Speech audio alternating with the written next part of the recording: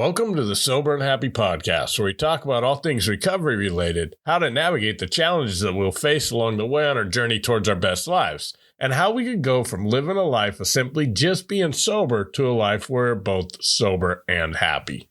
First off, Happy New Year. The start of every year encourages promise and hope for the next year, which often means making changes. One thing that has gained popularity over the years is Dry January. If you're not familiar with the movement, it's when someone commits to not drinking for the entire month of January. I've known many people who have taken on this challenge, but is it a good idea?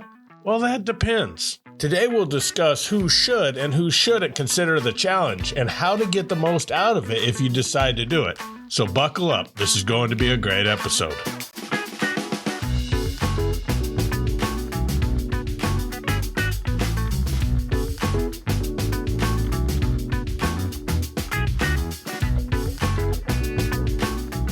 Welcome back. First, I want to apologize if my voice sounds a little raspy this week.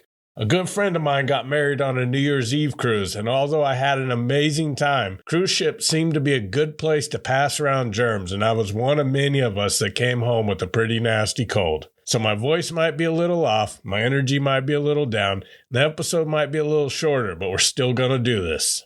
One of the people I met on that cruise ship was a guy in his early 30s who maintained an extremely high level of intoxication for the entire 4 days we were on the boat. This was not someone I knew, but I always seem to attract these people in any crowd. I call it drunk karma. I was the annoying drunk. I was the guy that talked way too close to you. I was the one that didn't realize I was talking many times louder than the rest of the room, even though I was right in front of you. And I was the repeater. It seemed like once I hit a certain level of intoxication, I was on about a 90-second loop of repeating the same things over and over. So if there's one person in the crowd that checks all those boxes, they are going to find me. And that is how I met this guy. I was sitting out on one of the patio decks reading a book, and he plopped into the lounger next to me. He said something to me, but he was so messed up at that point, I honestly didn't even know if he was speaking English. "What's that?" I asked. He looked over at me and says, "Oh, sorry, man, I'm so drunk," which was quickly followed up with him offering me a drink, me declining, him insisting, and me telling him that I don't drink anymore. "Nothing?" he asked. "Not for over 12 years, man," is what I told him. This is when the conversation changed. He told me he was going to do Dry January, and this cruise was his last big purge before the month sober. "So what's the plans for February 1st, I asked him. "I already have a 4-day weekend planned and I'm going to get smashed." I get asked by a lot of people if I think Dry January is a good way to get sober or to cut back on drinking, and I always say it depends. For people like my drunk friend on the cruise ship, it probably will do more harm than good. When I asked him why he was doing it, he said his family and friends were all telling him he was an alcoholic, and he figured that if he could go a month without drinking, he would prove them wrong. And then he could go back to drinking as much as he wanted without getting shit from them since he proved that he can stop. So for him, there likely is no good outcome. He is either not going to make it the whole month, or if he does, he will just use it as a justification to continue to keep drinking as much as he wants. Not everyone is that extreme, though, with their plans for Dry January. However, most people doing Dry January are just planning on staying sober for January. While this might be a good reset for some people who casually drink and want to give it up as a good kickstart for their health for the new year, for people with a drinking problem, this would just be an attempt at sobriety with a predetermined relapse date. That doesn't mean not to do it, though. I'm a strong believer that any reason someone decides to get sober is a good enough reason to get started. So if you're planning a Dry January, I have a few quick tips to get the most out of it.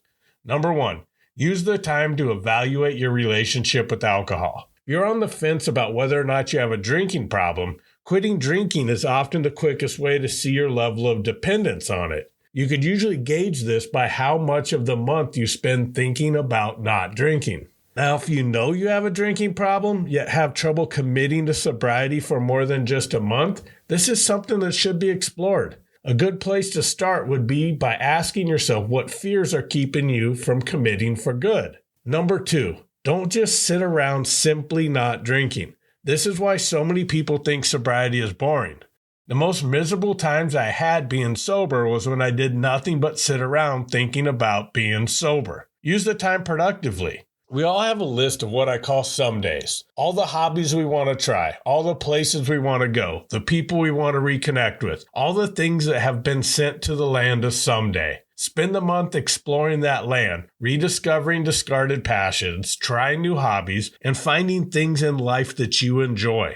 Doing that leads us to number 3, which is to challenge your beliefs about what living sober looks like. It is natural when we're experiencing a difficult change to look at all the things we think we have to give up. It is also important to focus on the benefits of quitting drinking too. This needs to be benefits that are important and meaningful to you. For example, one of the benefits you see often that happens when you quit drinking is that your skin gets clearer. For some, that is a huge win. For me, not so much. But I knew I hated that I was destroying the relationships in my life when I was drinking, so focusing on rebuilding those was something that was important to me in early sobriety. To find these, you just need to look at the parts of your drinking that concern you. Maybe you've been slipping up at work. Then use Dry January to start repairing those damages caused at work and reestablish yourself as someone who could be counted on again. Did you have a drunken argument with a sibling a few months ago and you guys haven't talked since? This would also be a good month to pick up the phone and say I'm sorry and start to rebuild those relationships. Sobriety isn't just about quitting drinking. It is about building the life that we desire that alcohol may have been holding us back from. Use this month to start taking steps towards that new life. Suggestion number 4 would be to journal every day. How you do it is not important. I've tried everything from rating my moods and how I performed in each category in my life, to writing gratitude lists, to doing the daily inventory in the big book when I was still going to AA. But for me personally, I find the best method is just to sit down and start writing what's on my mind. I find when I do that, whatever needs to come out comes out. But find whatever works for you and what you're going to be the most likely to be able to do on a daily basis, because having that is important for the last suggestion, which is number 5. Reevaluate your month before ending the challenge. Look through your journals and see the things that you enjoyed about not drinking. Look back at the things that concerned you about your drinking to the point that you felt a need to take a month off. What are your motivations for going back to drinking? Are you going to try to drink less if you start again? If you made progress on some goals or repairing some relationships, what are your plans moving forward to not kill that momentum? Then ask yourself this one final question. Is it worth it to go back? Thank you for listening to this episode, and I hope you're enjoying the podcast. This week, I want you to think of one person that you think will benefit from listening to this podcast and send it to them. Be the person who plants a positive seed in someone else's life. You never know how much it could impact them. New episodes come out each Friday, so I look forward to connecting with you next week. And as always, thank you so much for listening, and keep living sober and happy.